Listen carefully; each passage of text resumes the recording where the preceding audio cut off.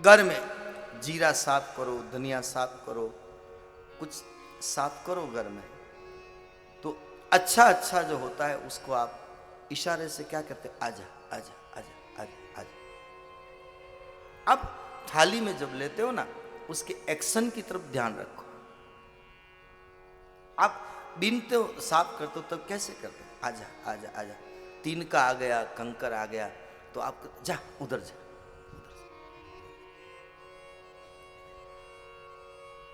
और कोई कंकर आ जाए तो ऐसे आप अलग नहीं निकालोगे, तो उंगली के नीचे दबा के उसको ऐसे घुमाओगे उधर।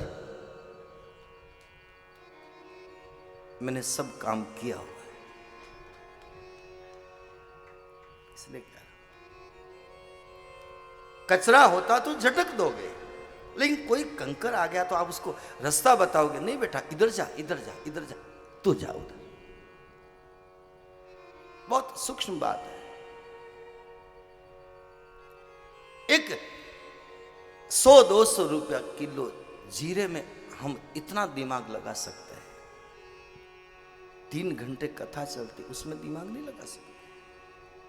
हमें क्या बातों को आने दो आने दो आने दो, और आपके अनुकूल नहीं है तो जाने दो, जा उधर जा उधर जा उधर जा। साधु ऐसा चाहिए, कैसा, जैसा सूप सुबह, सार सार को गही रहे, थोथा देही उड़ाए।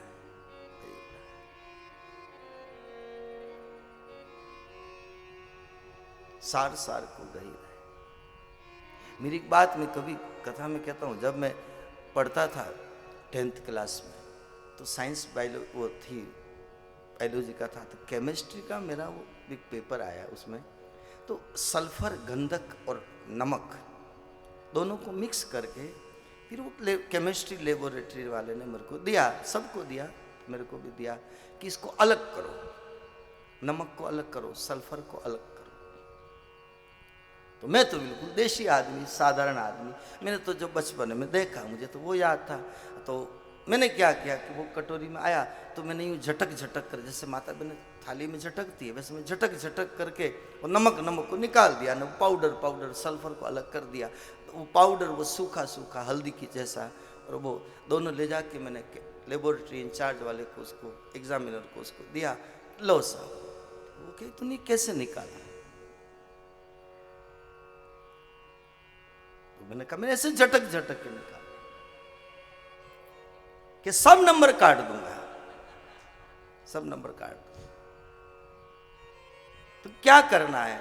फिर दूसरे को देखा तो उन्होंने पानी में गोला, नमक पानी में घुल गया, फिर वो जारी के ऊपर लेकर के बर्नर के ऊपर गर्म किया, फिर वो पानी जो बचा उसको उबाला तो उसका नमक अलग हो गया, फिर वो सल्फर अलग हुआ। ये करने की प्रक्रिया थी, लेकिन मैंने झटक झटक के निकाल दिया, क्योंकि मैंने बचपन में झटका था इसलिए।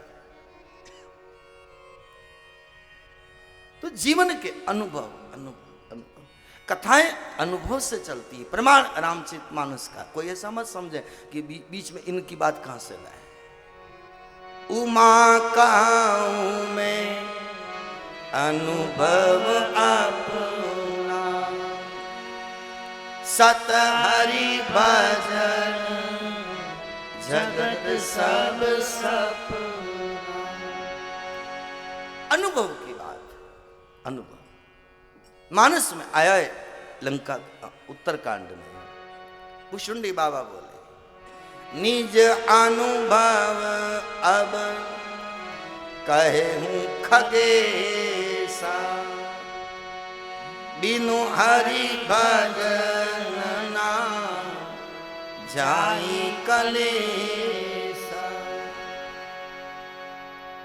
बिना हरि भजन क्लेश नहीं मिटते। भुषुंडी बाबा कहते हैं, निज अनुभव अब कयूं खगेसा, मेरा अनुभव कहता हूं। भगवान शिव कहते हैं, उमा कहूं मैं अनुभव अपना, इन बातों से मुझे थोड़ा संबल मिला, इसलिए कभी कुछ मेरे अनुभव की बात कथा में कहता हूं। किसी के मन में कुछ हो तो निकाल देना।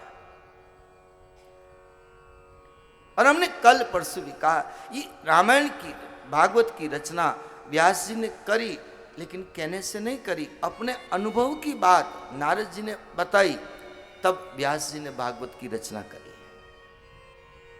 अनुभव बहुत प्रेरणा देता है, बहुत प्रेरणा देता है। इसलिए हमारे बड़े बुजुर्गों का अनुभव होता है।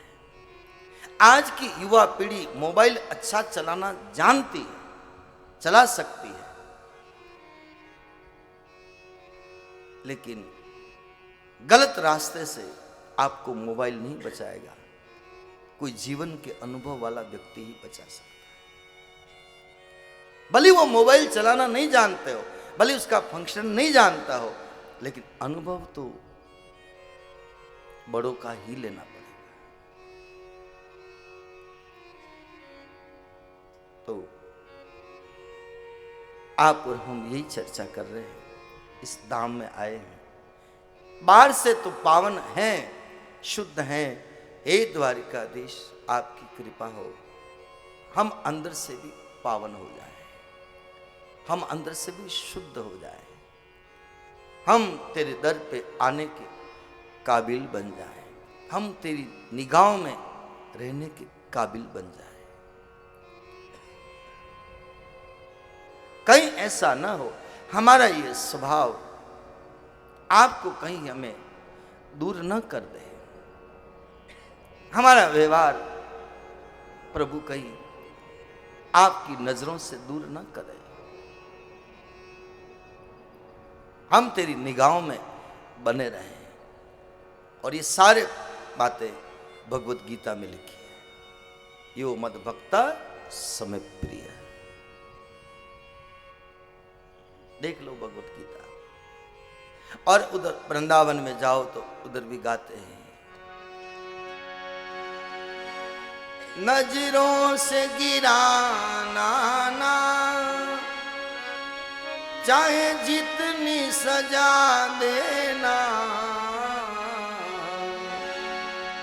नजरों से गिराना ना, चाहे जितनी सजा देना, नजरों से जो गिर जाए, नजरों से जो गिर जाए, मुश्किल है संभल पाए, नजरों से जो गिर जाए, मुश्किल है संभल पाए, राधे तेरे चरणों की, श्यामा तेरे चरणों की, यदि धूल जो मिल जाए, राधे तेरे चरणों की, श्यामा तेरे चरणों की। बहुत सुंदर पंक्तियां हैं। हे राधिका महारानी, आपकी नजरों से हम कहीं गिर न जाए, हमारे जीवन में ऐसा कोई कार्य न हो जिससे हम आपकी नजरों से गिर जाए, आप को हम न भाएं। देखो, एक बेटा माता पिता के अनुकूल रहता है तो कितना प्यारा लगता है, और एक बेटा अगर माता पिता के विचारों के अनुकूल नहीं रहता है, फिर वो अंदर से कितना एक माता पिता दुखी रहता है। नजरों से तो नहीं गिरा सकते, नहीं तो माता पिता का इतना बड़ा जो पद मिला है वो नहीं हो सकता, लेकिन अंदर से एक पीड़ा पीड़ा पीड़ा होती है। और बेटा अगर कपूत निकल जाए तो अखबार में दिया जाता है कि इसका मेरी इस वसीयत से, वारिस से, संपत्ति से, मकान से कोई लेना देना नहीं। और बेटा अगर सपूत मन के अनुकूल निकल जाए तो किसी माता पिता को अखबार में देने की जरूरत नहीं होती है। अरे बेटा ये सब तुम्हारा ही है, उसका हकदार बन जाता है, उसका हकदार बन जाता है। इसलिए जो ये सच्चे मन से हरि गुण गाएगा तो उस संपत्ति का हकदार वो हो जाता है, ईश्वर के धाम का, उसकी शरण का अधिकारी बन जाता है। इसलिए हमने अभी कहा था, ये चरित जे गावई हरि पद पावई तेन परई भवकूपा, तेन परई भवकूपा। तुलसीदास जी से पूछा कि भगवान जब अयोध्या में आए राम बनकर, बालक बनकर, तो सीट खाली हो गई। भगवान जब उतरे, इस धरा पर आए, अयोध्या में आए, तो सीट खाली हो गई। उस सीट पे कौन बैठा? तो ये चरित जे गावई हरि पद पावई। बताओ परमात्मा की गद्दी मिली कि नहीं मिली? सारी वसीयत मिल गई, सारी वसीयत मिल गई, हरि पद पावई। फिर वो संसार के कुएं में कभी नहीं गिरता। इसलिए भागवत जी में प्रहलाद जी कहते हैं, हे बालकों इस संसार के कुएं से बाहर निकलो, बाहर निकलो, बाहर निकलो। हमारे नरसिंह जी मायरा भरने जाते हैं, पत्रिका इतनी बड़ी आई है, भगवान के चरणों में रख दी। भगवान ने कहा नरसिंह जी तुम पहुंच जाना, मैं आऊंगा समय पे मायरा भरूंगा। बात बराबर समझ में आई? फिर नरसिंह जी भाई बंधुओं के पास क्यों गए? प्रसंग देख लो आप, मिलान करो कहीं से भी। क्यों कहते हैं भाई बंधुओं से?